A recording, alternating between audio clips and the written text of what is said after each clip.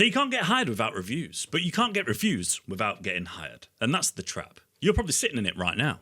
Proposal after proposal. And nothing's coming back.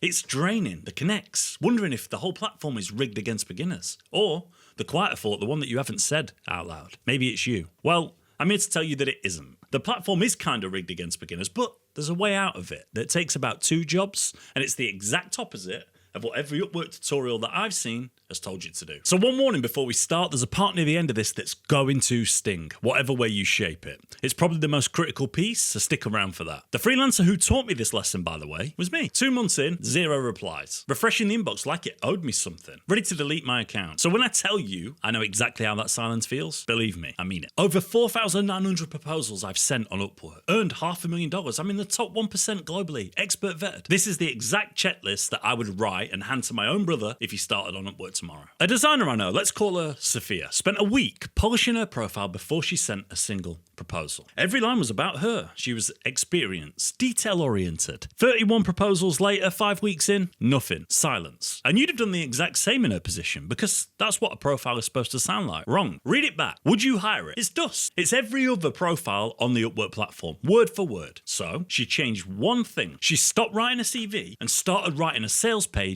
for one specific buyer. She picked one service, not 5, not 6, 1. I help SaaS companies fix their leaky onboarding screens instead of digital designer. Now, the client searching for that exact problem suddenly felt like she'd been built and made for them. First proposal after the rewrite, it got a reply the same day. 9 days later, her first contract. $40 an hour. 3 months later, she was at $65 per hour. Same designer, same skills. 1 sentence different. And the thing is, that's the whole game with a profile. Your title, your first 2 lines, your samples, all of it should be aimed at one buyer with one specific problem. A real photo, you smiling, looking at the camera, not a logo or a beach or an emoji. The specialists on this platform earn 3, 4, 5 times what generalists earn. And it starts here, before a single proposal goes out. I spoke with her, she fixed her profile in an afternoon, and she still got nothing because the profile was never the real wall. The real wall is the one thing a new profile can't fake, and there's only one way around it. 0 reviews. That's the wall, and this is the step that nobody wants to hear. Your first 1 or 2 jobs, you do it for free. Yep, you do it for free. Not a charity, but it's a trade. You deliver real work properly, and the second it's done, they give you a video testimonial. That's the whole deal. Not a written review, not money, not financials, a video. Them on camera, saying what you did for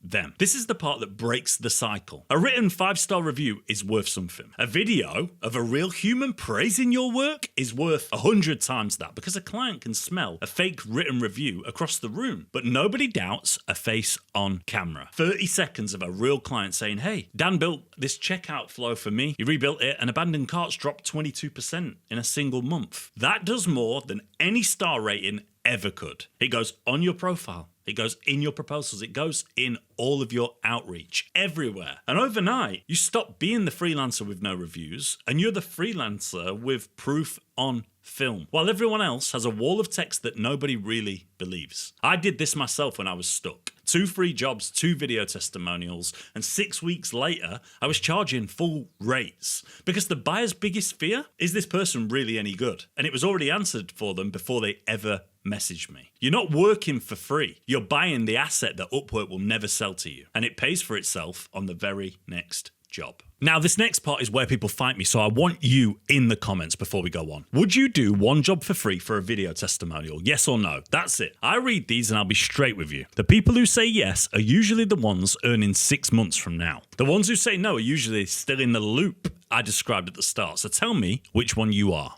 Right, you've got the profile and the proof. Now you actually have to win the work. And this is where 90% of people on Upwork, they set their connects on fire. They literally burn money. A developer that I mentored did this before meeting me. Call him Marcus. He sent 91 proposals in 6 weeks, 2 replies, 0 jobs. And every single one, it opened the same way, it had the same theme. Hey, I'm a passionate freelancer. I'm experienced in this, professional delivery, da, da, da. The client had read that exact sentence 400 times that week. His proposals weren't being rejected, they were simply being skimmed over. So we rewrote his approach in full. First line, their problem, in their words. Then 1 specific result with a number to prove that Marcus could actually fix it. And then the thing that he'd do in week 1. 3 parts, nothing about his journey, nothing about his passion. And then we added the move that doubled his reply rate. A 60-second Loom, him screen recording, looking at the client's actual brief, saying, here's how I'd tackle this. A written proposal claims you can do the work. A Loom proves you already understand it and you're on their frequency. His next 14 proposals got 6 replies, 3 interviews, and a $2,200 a month retainer off of one of those Looms before a single message was even exchanged. The client told him later he'd watched it twice. 10 sharp proposals with a Loom beat 100 copy-paste proposals every time. Marcus went from 91 and nothing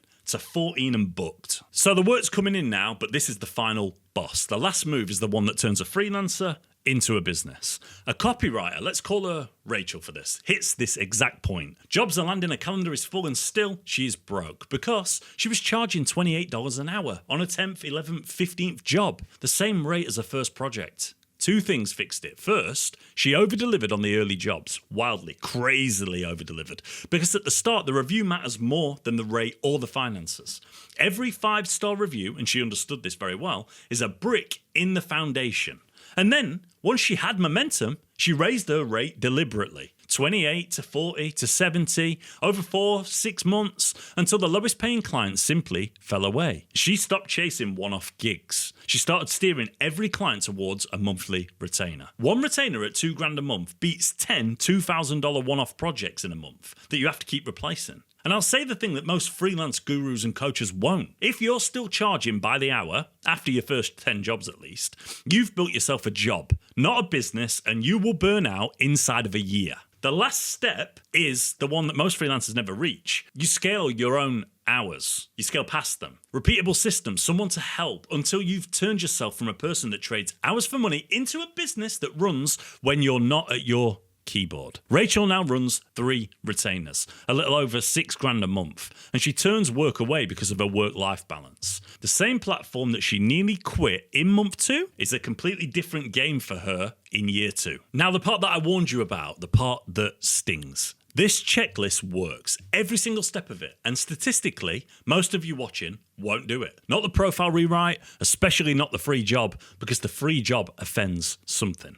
You'd rather send proposal number 200 than work one job for nothing, because sending proposals lets you keep blaming something else. It lets you keep blaming the platform. Because the moment that you do a free job, there's nothing left to blame. Remember the yes or no question I asked you earlier? If you type no, or you skip past it and ignored me, I'm talking to you right now. And I get to say this because I was you. 2 months of proposals telling myself the algorithm was broken against me, that the platform favoured veterans and there was no way in. It's not true. Beginners never got a fair shot, ever. The algorithm was fine. I was hiding behind that. The loop I described at the start only holds the people who won't pay the toll to leave it. It was never the wall. The wall is doing the one uncomfortable thing that everyone stuck in month 2 refuses to do. So look at where you are now. You're not someone hoping Upwork works out for you, wishing on a star. You're someone actually holding the order of operations. I've just given it to you with $500,000 earned. While everyone else, they're still guessing. That's the line between the freelancer who quits in month 2